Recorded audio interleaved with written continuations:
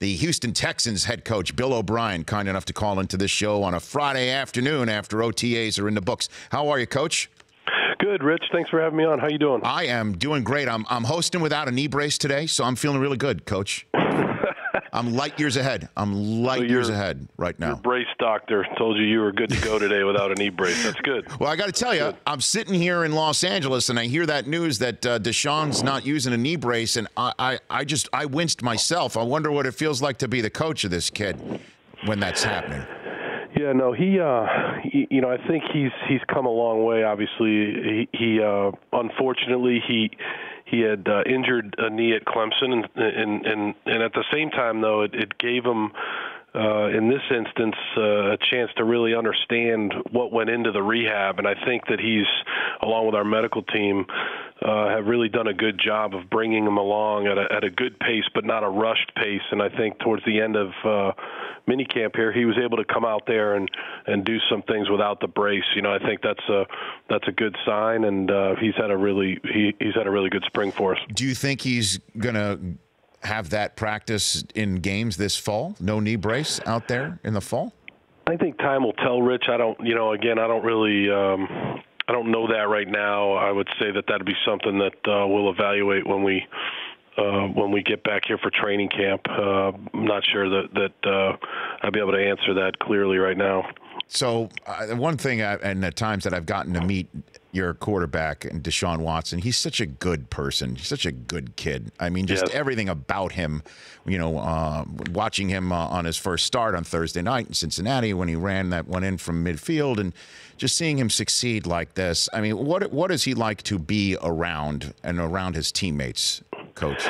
Yeah, I think what you see is exactly right. I mean, he's really a very down-to-earth guy, very, very smart, really enjoys being around his teammates. He's got a really, just a neat presence about him. He's calm, he's poised, and I think he's a lot of fun to coach every day. And obviously, with the talent and all those things, obviously, but it's more than that. It's an ability to go into a meeting room and know that you have a guy that's looking for knowledge, but also a guy that's going to have some really good input into what you're doing. He's got a good mind for football, and it's been fun to coach him. What can he improve upon?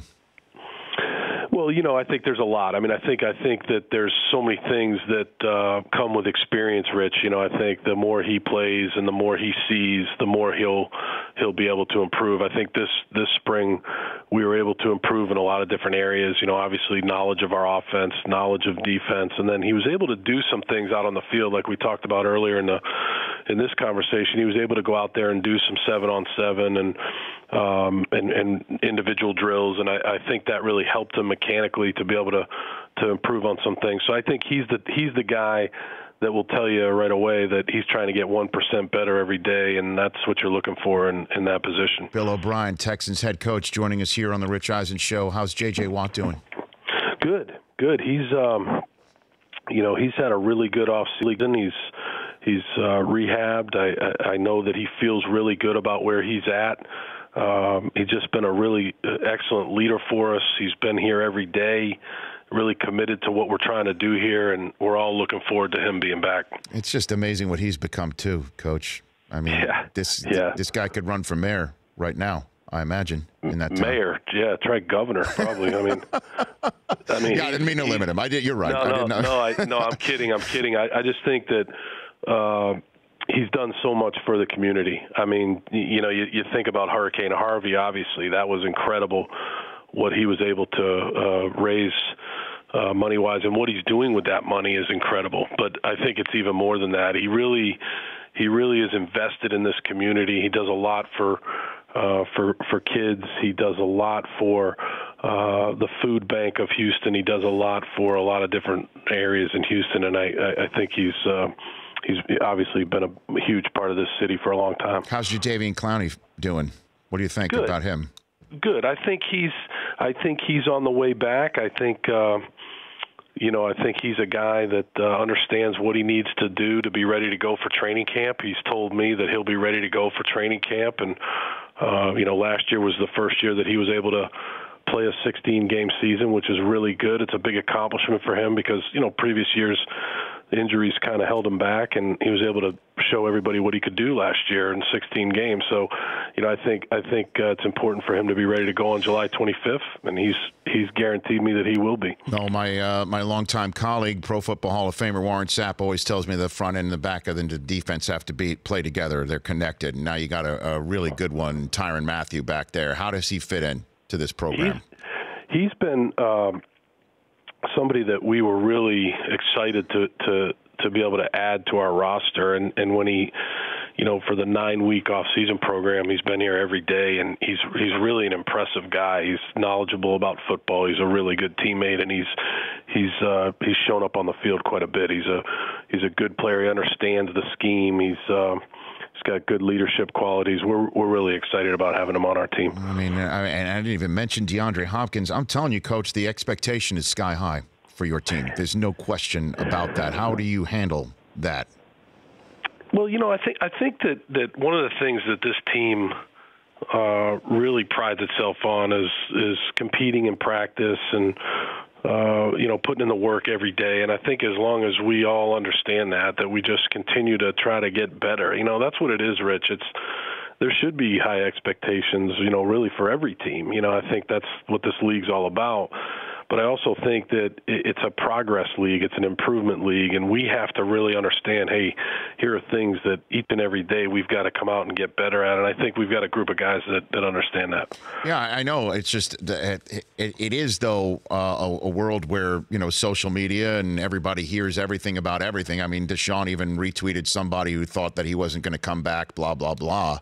I mean, how do you as a head coach tune out the noise? Obviously, you were around a guy in Belichick who could, put the velvet ropes around any situation and suck the oxygen out of any media scenario. But how do you do that?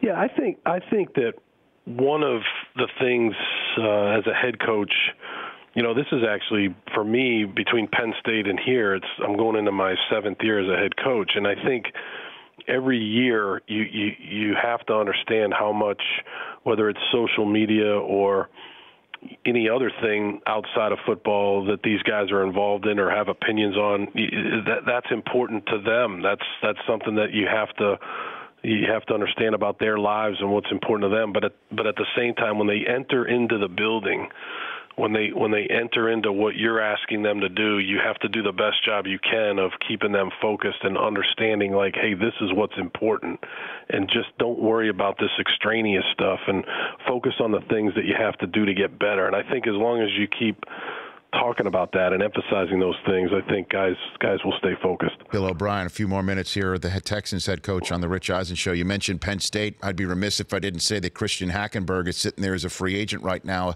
a kid who had such a huge future, certainly when you had him for that season while you were there together in the middle of the great state of Pennsylvania.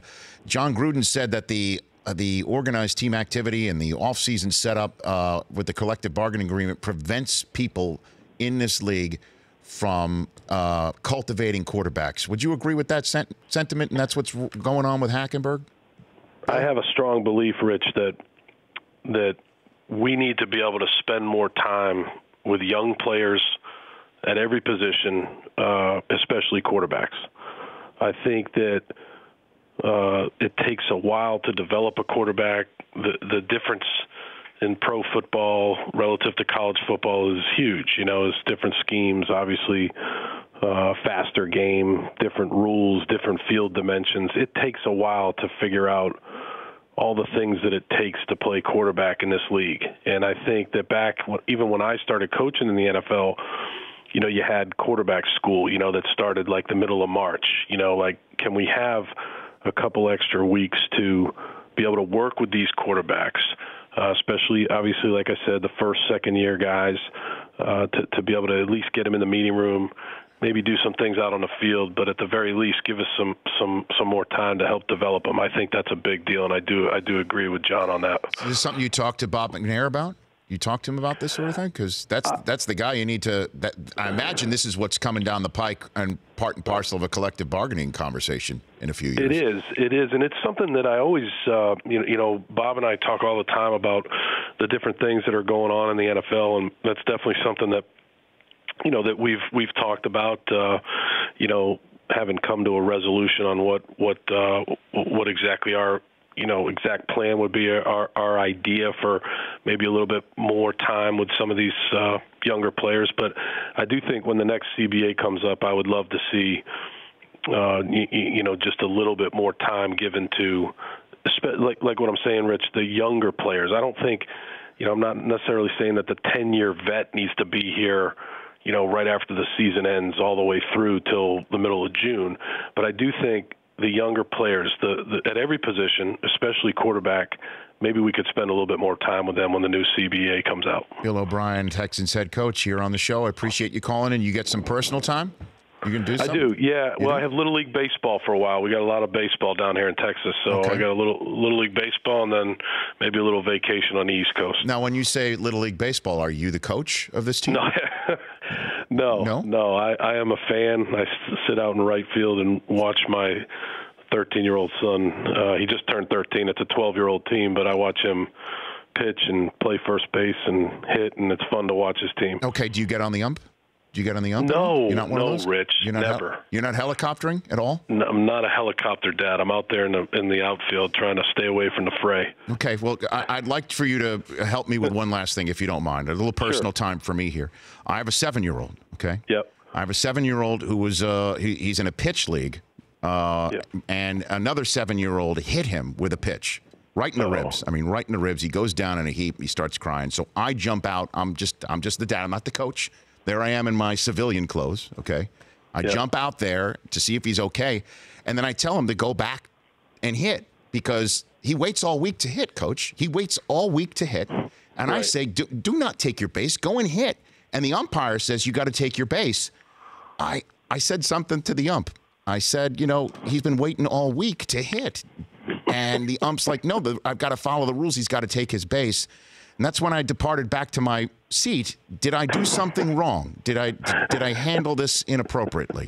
No, I think you have the right idea, but it's the rules of the game. HBP, you got to take first base, hit by pitch. You got to go to first base. That's the rules. But I understand what you're saying. Maybe we could talk to the Little League about changing that rule. But what are you going to do? He had to take his base. Did he get up again? He did. He did get up again. Okay, good. He did get up again. Shot. Oh, he did. He grounded one to the left side and he beat it out because he's got the heartbeat of a champion. And you see me run at the combine every year, so he's got good genes. Yeah, it's in the genes. See, I knew I could. See, you can get riled up sometimes. I see you on the sideline. So not me. That's not me. No, I'm very calm. Who's that? Who's that I'm seeing out there? Who's that guy? Okay. So it's fun with the Little League Baseball, though. It's really in Texas. It's every day. There's a game every day, so it's a lot of fun to follow. But I try to stay out in the outfield and not enter in too much. Yeah, I know. They know that's the coach of the Texans. You can't see. Now I see what you're saying. Now you have to keep it down on the down low. I hear you. All right, Coach. Enjoy your personal time. Let's chat as the season progresses. Okay. Okay. Thanks, Rich. You got it. Thank you. That's Bill O'Brien at Houston Texans. The Rich Eisen Show, weekdays at noon Eastern on Audience.